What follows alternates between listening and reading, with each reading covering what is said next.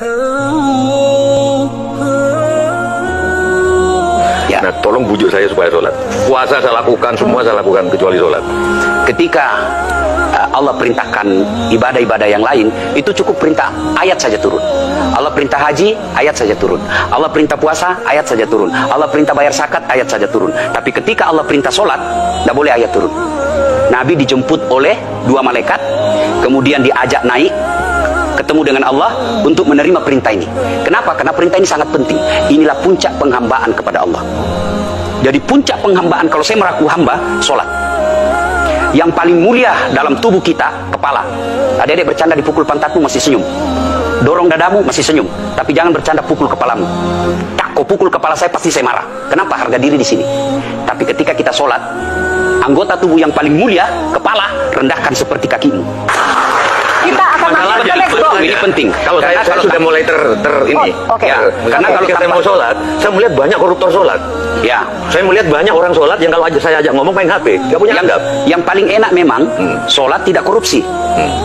Yang paling nyaman memang, paling ideal sholat jujur. Tapi wala talbisul haqqa bil batil, kata Allah. Allah tidak mencampurkan antara hak dan batil. Sholatmu beda, puasamu beda, maksiatmu beda. Itulah sehingga Allah hadirkan dua malaikat, Rakit dan Atid, mencatat yang baik di baik, yang salah salah. Tapi ini setan kan tidak membiarkan itu. Maka setan masuk. Nah, dia sholat tapi dia korup. Tapi Allah Maha Adil, maka ditimbanglah nanti mana yang lebih banyak, kebaikanmu atau keburukanmu. Kalau dia baik amalnya tapi tidak ada sholatnya, sia-sia. Kenapa? Passwordnya kebaikan itu, kuncinya itu adalah sholat. Ustadz, ketika naik haji, naik pesawat, pesawat itu mungkin dibikin orang yang nggak sholat. Iya, betul. Terus gimana dong? Nah, kursi itu mungkin dibikin orang yang nggak sholat. Iya, betul. Terus? Nah, bagi orang yang tidak sholat itu, Allah nanti perlihatkan amalnya. Yang ciptakan listrik ini luar biasa amalnya. Iya. Saya bisa dakwah karena ada mic. Iya. Dan mic itu dari orang non-muslim yang Iya. ciptakan. Maka Allah nanti pamerkan. Ini kau punya amal. Ini 10 miliar kau punya amal. Mana passwordnya? Mana kuncinya? Kuncinya itulah sholat. As-sholatu imanuddin, as-sholatu miftahul jannah. Sholat itu kunci kebaikan, sholat itu tiangnya agama. Sebuah bangunan, dia bisa berdiri tanpa dinding. Sebuah bangunan, dia bisa kokoh tanpa atap. Tapi ketika bangunan tidak punya tiang, pasti tidak kokoh. Tiang itulah dalam agama, sholat.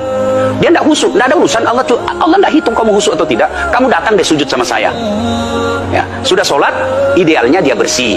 Karena tidak mungkin sholat kalau dia tidak wudhu. Tapi kok ada orang sholat tapi jorok, buang sampah sembarangan. Itulah keberhasilan setan menggoda kita. Itulah sebabnya kita minta perlindungan kepada Allah. Kenapa ketika melontar 3 jumroh? Orang haji kan melontar 3 jumroh. Satu tiang, 7 batu. Kenapa tidak dikumpul saja itu? Satu kali lempar, tak. Kenapa? Kenapa mesti 3 hari dan kenapa mesti 3 titik? Itu pesan moralnya, melawan setan itu perlu napas panjang. Dengar azan, jangan pikir setan, dia tebar itu. Tidak usah kau sholat, nanti kedua. Anggaplah pergi sholat, setan menyerah, tidak. Buru-buru kamu, buru-buru. Akhirnya apa? Wudhu tidak sempurna. Anggaplah anda wudhu dengan sempurna, setan menyerah, tidak. Masuk masjid, tidak usah sholat sunnah, tidak usah sholat sunnah. Prinsipnya setan, kalau dia tidak bisa dikalah, jangan untung. Nah, gimana Mbak Teja? Udah teryakin? Oke.